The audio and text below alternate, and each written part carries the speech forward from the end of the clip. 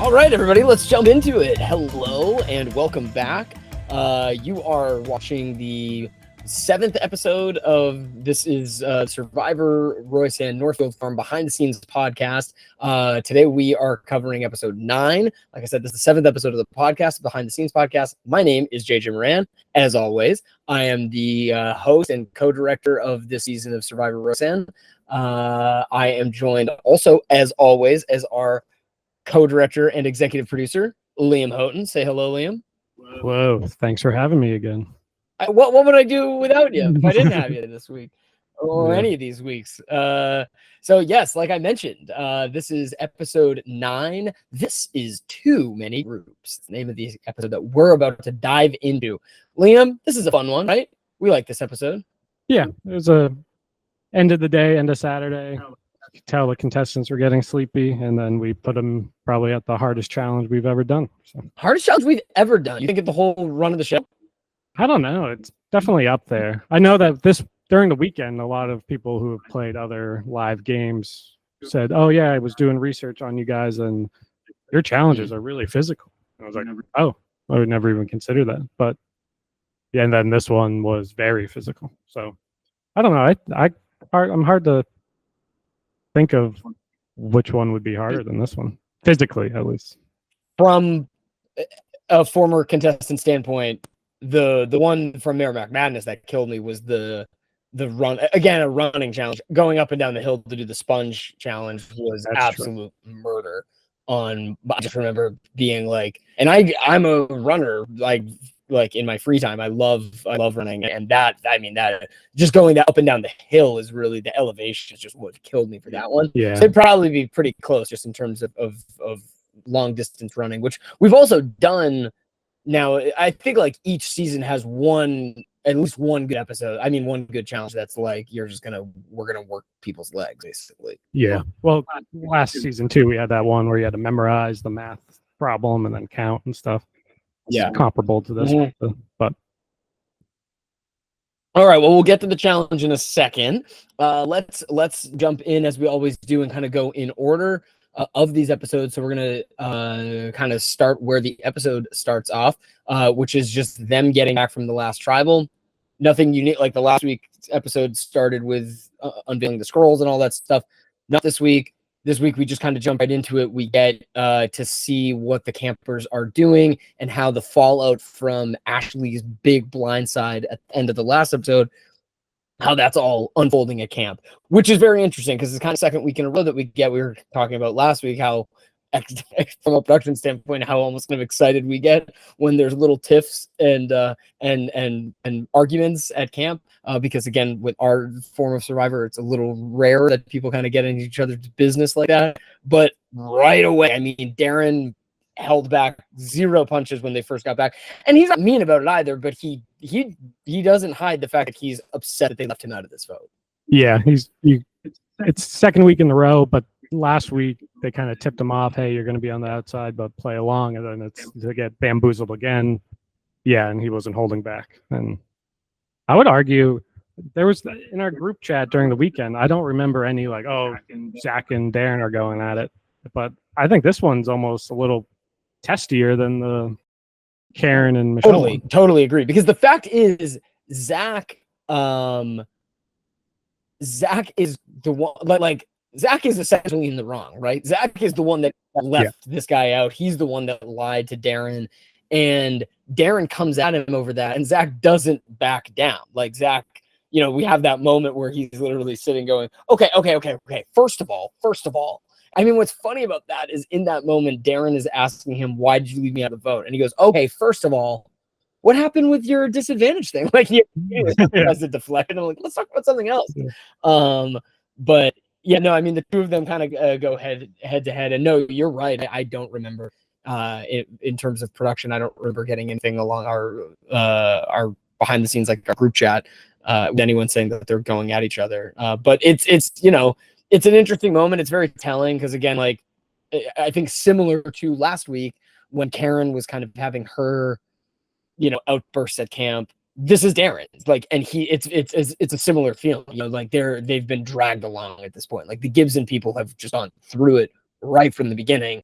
in the first pre-merge, they lost all these challenges. They were going to tribal all the time. And now to make it through all of that, just to be getting this kind of just slow picking off. And even in a case where last week it wasn't one of them who went home, they were still left out of the vote. So even in the week that they weren't like technically getting picked on, they were still kind of just getting they were getting shafted at trial. So this is his frustration is boiling over. Yeah, he has a little confessional after the challenge where I think he says, I've been tricked and bamboozled. He said bamboozled. I was like, you're taking words right out of his mouth. Yeah. Yeah.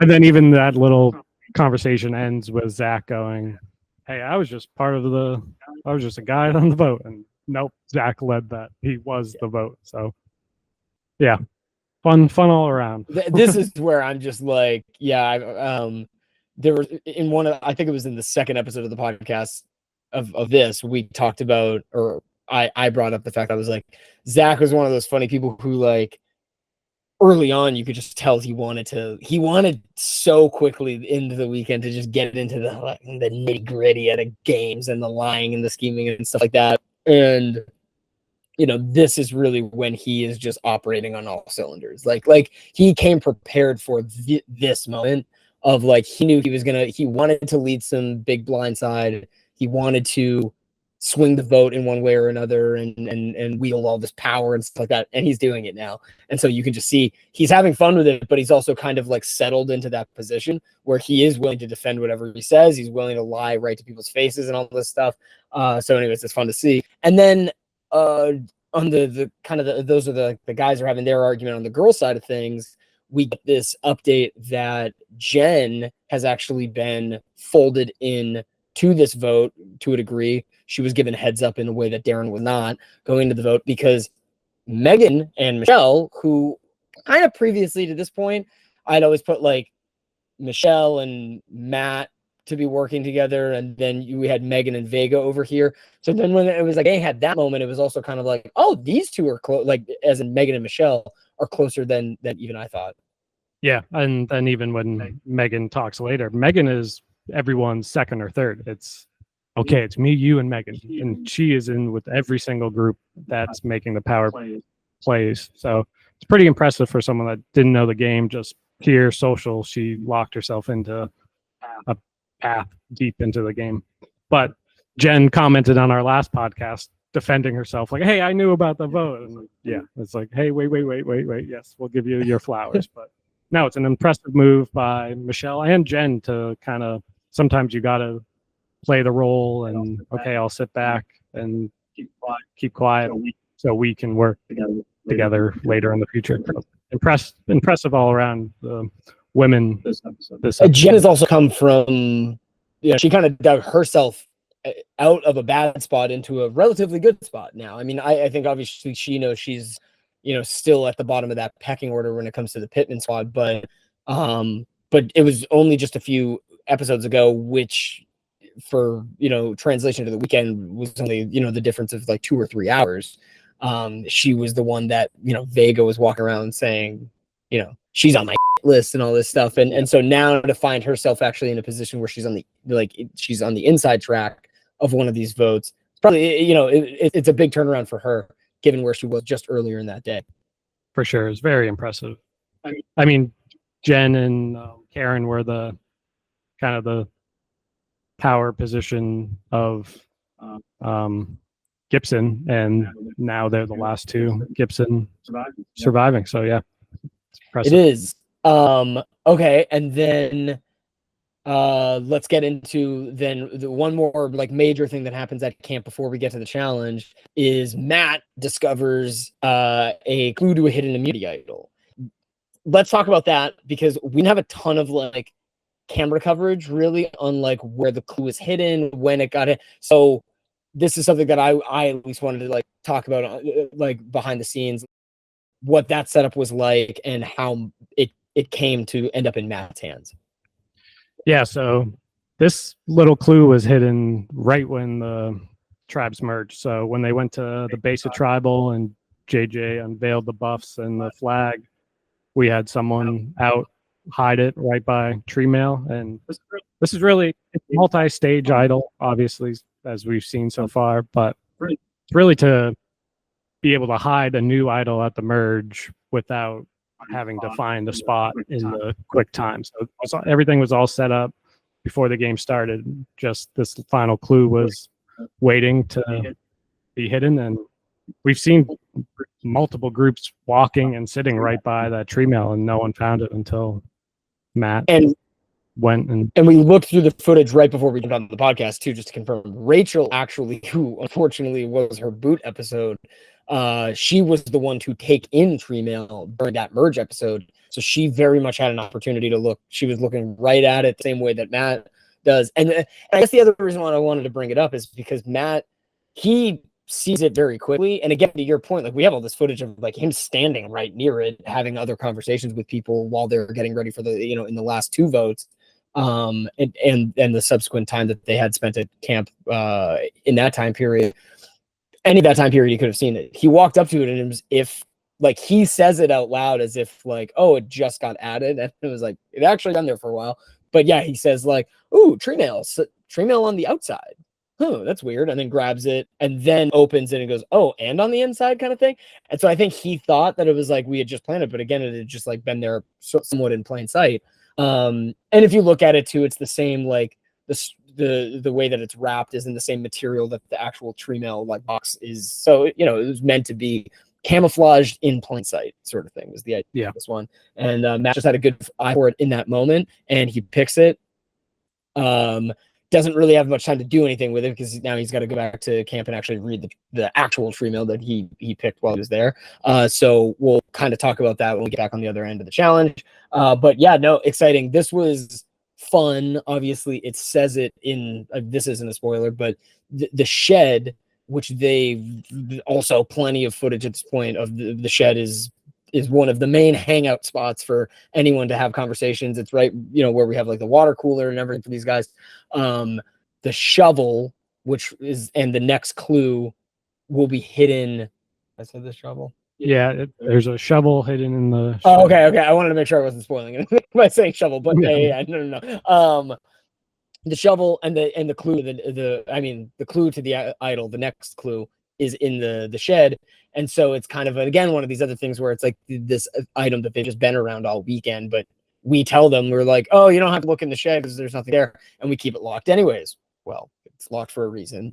We left the code out there for somebody. You just got to crack it. And so anyways, we'll kind of get back to that in a second. He goes, he tells them, and then everybody moves on their way to the challenge, which we already did speak about a little bit. And just kind of how the physical nature of this one, how much running everybody had to do, and how exhausting it ended up getting for these contestants. We tested this one, though. And so this was kind of a surprise to Liam and I that this one was going to be as physical as it ended up being. This was one of the ones that I remember on Everybody Arrives on Thursday night for this. On Wednesday night, you and I were able to essentially test 3 different challenges. We tested the ones where like the slates that go in the very first challenge. Then we tested the actual like unlocking slide puzzle to get the knife out in the Raise That Flag episode or challenge. And then we also did this one. We set up the boards and we filmed us testing it. We measured out how far away, and we thought, and I think this is more just like overstepping because like we're in a very calm place, just trying it. We're not like actually running it and nothing is on the line for Liam and I. We were hitting the bag toss pretty easily. And so I remember us being like, okay, they'll probably have to make like 6 laps maybe or something like that, everyone, and the challenge will be over. And it was a lot more than that. Well, the debate was, do we let them throw the bag multiple times until they hit it? And I think we probably got 3 out of 5 when we were testing it. So, okay, 60% when you're running, though 50%. No, let's make them run. And when we designed this challenge and came up with it, I think that little fenced in area was half the size than it is now. So when we got there that weekend, it was like, ooh, okay, whatever, it'll be fine. And then it was brutal. I think you can tell by the end of the challenge, you hear the people watching and everything start clapping. And I think you throw out a comment like, wow, great challenge. And yeah, it was intense. It was a fun one to end the day on. Not too many of our challenges end with both of the finalists in the challenge, shirtless, drenched in sweat, the two of them. I mean, like, Zach is literally on his knees at the end of the challenge. He's so defeated, and he's the one who won, and then Vega, obviously, there's that shot of Vega on the exact, like, opposite, on the far opposite side of the fence, just watching to see, because he's like, if Zach makes it, I don't need to run. He stops and he just has his hands over his head like that, just to give himself catch his breath. And I think in that moment he's like, if he misses it, then I'll pick up a beanbag and I'll start jogging again. But I've wasted too much energy already. And so anyway, so that's what happened there. I remember this was one of my favorite, like, going into this weekend, I didn't really know how I was going to do calling the challenges out loud. And upon these edits, I've actually been, this is me patting myself on the back, proud. I feel like I've actually been like, oh, these are, I sound halfway coherent talking about this one. And this was funny because this was one that on the weekend, I remember being like, wow, I nailed the bag toss challenge. Like, and then in the edits though, I mean, I say beanbag on your board like 1,000 times, and it is just so funny how, like, having to edit it, I was like, there's one specifically where with Jen, it's like molasses coming out of my mouth. I'm like, and Jen's beanbag bounces onto a board, misses but bounces on Jen's board, so Jen now has one beanbag. Like, just like, it's like, what do you call the things that they were? It's like board or like target or section of board. And it's like things like that I just didn't even think about. So like I just call it boards a million times. I'm like, he's got a point on the board, like another thing on the board. And so anyway, so I felt like rewatching it, I was like, oh, this was actually probably one of my weaker calls, but still it was fun. No, it was good. You threw in a couple, and just like that, Darren is out. So. Now whenever I hear "and just like that," it's flashback to the ball challenge. Okay, great. And so then that spits us out on the other end. Well, let's actually talk about it. So kind of crazy. I remember at this point in the weekend, Zach wins immunity and he gives the secondary to Vega. This is the last opportunity that that anyone would have to give out a secondary immunity idol. From this point forward, it's all just going to be one idol. Zach gives the secondary out to Vega, which was just crazy to me in the moment, because he literally, since the merge, has not been eligible for a vote at Tribal. It was crazy impressive. And Darren says that as much when we get back from, he says, like, he's literally just completely immune, basically, because he's either good at the challenge or his social game is keeping him alive like this. Yeah, he's only been eligible to be voted out once, and it was the second vote. So we're talking Friday at 11 maybe, and then now it's Saturday at 8:00 at night. And yeah, it's very impressive. I was gonna say, I think Vega might go here if he doesn't have immunity. I think Michelle pulls the trigger. I fully agree with that, because I mean, that footage of Michelle and Matt talking at the river camp after challenge, saying like, this actually would have been a nice time to go for him. They're both saying it as if they both had the thought separately, which I do believe they had. And so if they had come to that conclusion together, I don't think there's any chance. And even Zach, as he gives the idol off to Vega, he's not doing it just to save Vega. He's doing it to put the target further on Vega's back. So if it shook out that Vega wasn't immune at this Tribal, I don't think Zach would have had a problem flipping either. So then at that point, it's like he would have probably likely still had Megan, but even Megan had just said it in the last, in the last time that we were at camp with them, she goes, I love Vega and we've been really strong together this whole time, but I recognize he's a target and I don't want to be associated so closely with a target as big as Vega. And so I have I have a hunch that she probably would have flipped as well. Yeah, for sure. And it makes sense, because then you have the Pittman 4 against Gibson 3, so you're still in the majority. Then Michelle and Matt can swing, or really Michelle would really cement her in a super strong position. I think she's still in a very, very strong position, but yeah, it would have been interesting. It would have been Vega would have fought, though. That's another thing. I think Vega would have recognized that it would have been a good opportunity, and I think he could pull some tricks if he needed Totally to. agree with that. I mean, like he was obviously, as kind of Darren jokes about, like his social game was just next level this weekend. It was an impressive watch. Like he was, and I think we've also mentioned this on the pod at this point that it's like something that's kind of like we've had a little bit of like a struggle to a certain degree, making sure that like it kind of like comes through in the edit. And it was like he really, you mentioned this kind of about Megan earlier. I felt similarly about Vega in the sense that I just remember so many people saying, I'm working with this person, and Vega. And like, ooh, Vega and I are tight. Or like, I just told this big secret to Vega. And so like, it just felt like he had his hands in every little freaking thing that was going on.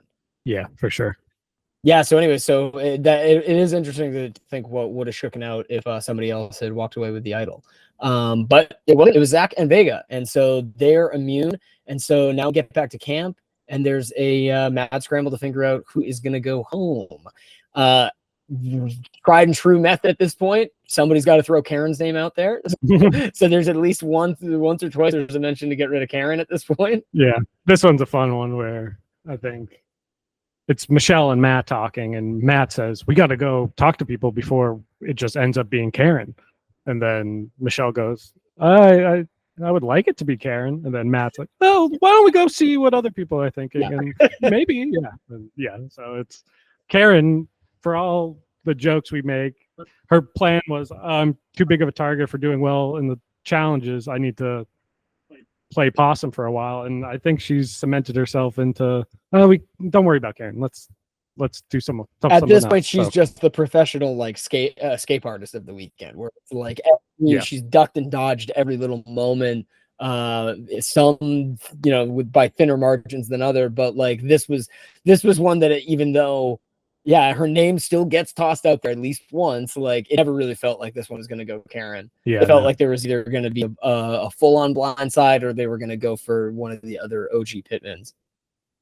Again, Jen had that little security blanket of getting in there with Megan and Michelle, so then it wasn't really going to be her. I think that is a funny moment where Jen says, where she's like, where she wants to, you see Jen, who has now been working with Darren the whole weekend, she wants Darren to stay, but then she has that professional where she says, she was like, anytime I talk to Darren though, he keeps saying that we need to go for Matt, and that's not going to work because Michelle works with Matt, so like we need to come up with a different name, and he keeps wanting to go for Matt, so and he wanted to go for Zach, but again, Zach has the necklace around his neck. That conversation with Jen and Michelle is interesting because it's Jen pitching Matt and trying to keep Darren as her little, like, I can work with Darren, yeah. And then Michelle has the same exact relationship with Matt. Both swapped, both were on the outs or the odd numbers or whatever on the swap. And then, but Michelle had the other numbers that she could kind of control what actually was going to go down. This is also just purely something that I get excited about that has nothing to do with the mechanics of the gameplay or anything. This is golden hour, baby. All of that footage from them deliberating before this tribal. It's funny how quickly it changes too, because there's a few like overblown shots earlier in the episode, and then at tribal we have trouble with like there's a few shots that are almost a little too dark. This is that just like half hour, 45 minutes sweet spot where just every shot is just incredible. Sunset in the background. People's faces are just like this perfect little color of like hue, like pink and orange kind of thing. When I was editing this, I was like, I don't have to touch any of the color on any of this footage. It's just all like, it came right out of the factory. The Darren confessional, that's the one that pops up. It's like half lit. And it's like, it's like, oh yeah, baby. But this is because even by the end of the challenge, Zach like falling to the ground. Yes. This is I love Golden. I mean, this is also too like within, I don't know, less than an hour from when this footage was taken, we'd be essentially wrapped for the day. So this is, that's when I would be like dumping some of the footage from the cameras onto our laptops and stuff like that. And it was, I do remember just basically watching a lot of this footage and the footage from Tribal and the footage from the challenge. Like I just immediately like the first thing that I want to see when we got it on the laptop, because there was a few moments that, especially too, the moment you just alluded to of Zach on the ground sweaty, after having just finished, wanted to check to see like, did we get that shot? Like that looked cool. And then the other one, which skipping ahead a little bit, to Tribal. Let's just do it. I don't think there's anything else to bring up in the pre-Tribal. I guess other than Matt tries to decipher the code and he's not getting it right yet. Yeah, and he lets Zach know that, hey, I might be going. If so, this is. I love Zach's like, you're not going, bro. Like I got you. I'm not voting for you. But yeah, no, the two of them, which he said to Darren, little duo so much. Yeah, well, I love that he said almost the same exact thing to Darren earlier on. When Darren's like, he just continues to lie to me. He's like, bro, it's not going to be you. I can tell you that for one thing for sure. It's not. I'm not voting you. Yeah. That is an amazing soundbite. That's like a few moments later sort of thing. Yeah. But yeah, okay, and then just skipping ahead to Tribal and skipping right kind of essentially to the end of it. All I was going to say, another like major shot that I wanted to make sure we had is the campers got pretty emotional when we tell them after Darren gets the boot and goes home. We informed them that, and this is a Survivor Roysan tradition at this point, Nancy and Michael, who host us over the weekend, are kind enough to just do that. And I forget what year it was, but it might have been the first year that we did this. I think so. I think it's old school. Yeah. I'm not going to have people over my house and not give them food at least one time during the weekend. Yeah, and so that Saturday night when it's just the cast and the crew, we're all tired at that point. Like this is, we're in the home stretch, but it's also like the home stretch goes till what, 5 p.m. on Sunday. So we still got a full day tomorrow. Yeah. And so there's that kind of like, you're pretty exhausted. And basically at this point, all the fun snacks that you brought for the weekend are already gone. like you ate all the good stuff on Friday and Saturday morning. Yeah. And so you're stuck with just peanuts and like dry granola bars, maybe an apple or something like that. And so you've kind of, and even the good stuff isn't warm. It's lukewarm if you're lucky. Yes. So that moment that when we told them that there's going to be food, the reaction we got, I don't think any of us expected, but it does make sense because I always love that. This is one of my favorite parts of the weekend too, is just having a simple hot dog and, pasta salad or something like that. It slaps really hard when it comes at this point. I think you can tell that we didn't expect it because from your voice changes. Okay, guys, great job. We're done for the day. We got food for you. And then the reaction, and then you hit it back. You got to refuel. Yeah, big day tomorrow. Let's go. Yeah. I think this was a moment where, too, I was like, oh, maybe we've pushed these people a little too far this year. So the specific shot that I had in mind is we zoom in on Zach, who actually started tearing up. Like he like I said, got very emotional. And we love that. Like that's one of these things where it was like this moment when I first got back to I first got back home after the weekend wrapped, and a lot of people asked me like, how did it go this year? This thing that you've been talking about for a while that you're going to film, how'd that all work out? I said it went great. And without diving into all of the gamer stuff that happened, I was like, our contestants just got so into it, and it was incredible to see. And then one of the first thing that I would mention is I was like, we gave them food at one point, not good food. I mean, it's good food, but it's hot dogs and hamburgers. It's cookout food, and they, we had tears were shed because they're having hot dogs. And, oops. Yeah. And so we like pushed them. I remember the two of us and maybe 2 or 3 other camera people sitting in one room at night rewatching the footage, and we were all. I feel bad. I don't mean to say we were laughing at Zach, but we were laughing. We were watching that footage of Zach like literally wiping tears from his face, and we all started laughing because we had that realization of like, what are we doing? Are we pushing these people too much? Like, right? Like, it's like you want to go on Real Survivor probably if you're out here. Like, yeah. No, it was a good proof of concept. Totally. But I think I'm good at hosting these things. Like people get really into it. Yeah. 100%. Whoops. But I mean, also to again, that kind of like emotion is what we wanted out of these. they brought that tenfold, not just at this moment, obviously, but the entire weekend. And Zach kind of headed that charge. I mean, like the man was mentally and emotionally in on this game from the second he showed up. And then so I feel like we've gotten into a rhythm of just doing this every week, but I'm going to give a shout out to the person who got booted. Darren, phenomenal. So happy with him there this weekend. Great guy. And then he also just exits with such grace. I think upon rewatching the footage was I thought he was referencing the way that Carrie left, but then I realized I was like, he never actually would have seen that in person. But it is funny. Carrie, when she gets booted in second episode, she goes like, I got lied to by all you. And then when Darren gets up to leave, he says like, he's like, I'm rooting for you.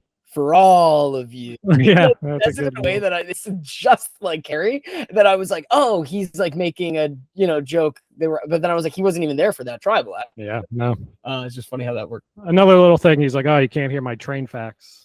And they're like, oh, it didn't really make it in the episodes, but I think Darren's a big like train truck guy. So but going through the footage, I literally don't have any footage of him talking about trains. Yeah, in that first episode, it's kind of hard. Of him talking about marching band, but nothing about trains. Marching band rocks. Yeah, I know that first episode. I think I could recite and I could write down every single line. Yeah, no, what is that exact line? He goes, yeah, man, marching band rock. Marching band rock. I was assistant drum major. Assistant drum major. Yeah.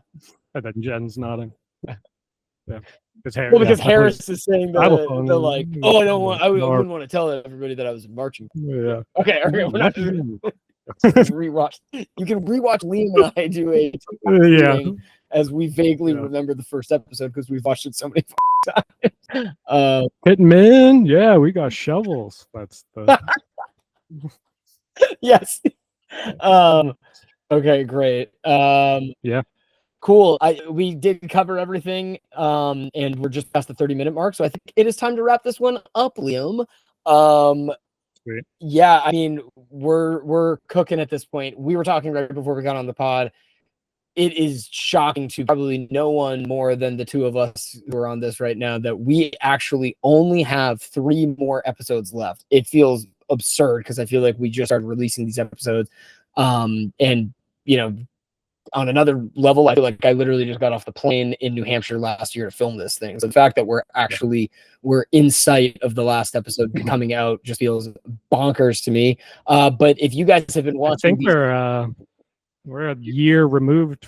I think today was the Monday after the 14th, I think was the Monday we stopped filming, or the day after filming. So yeah, crazy. Exactly a year ago, we were all just getting home, and I think we'll also have to share too. When we got home, there was a cameo that was made for us, like one of those cameo video things where you get a celebrity of Johnny Fairplay, who Karen hooked it up because she knows him, and he basically gave the shout out to the cast and crew and everything. So we should maybe share that after the finale because I think he says the winner in it. So but that might just be a fun little beat. Yeah. But anyway, so that was all happening a year ago now. So it just feels fucking nuts that this is finally coming to an end. We have 3 more episodes, like I mentioned. They're going to be the next 3 Wednesdays. If you've stuck around with us this far and you've been watching these, not only the episodes, but podcast episodes, everything as well, we cannot thank you enough. We're dumping all of our heart and soul and energy,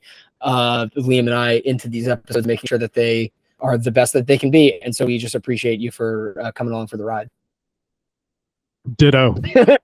Well put. Yeah. So anyways, as always, the next episode is coming out this next Wednesday, 8 p.m. Eastern Standard. In the next 2 days or so afterwards, we'll follow up with the podcast. Like, subscribe, share, keep doing your thing, keep coming back for more. And again, just thank you for watching these episodes. It means a whole lot to the both of us. Liam, have a nice night. See ya. Good night. See you next week.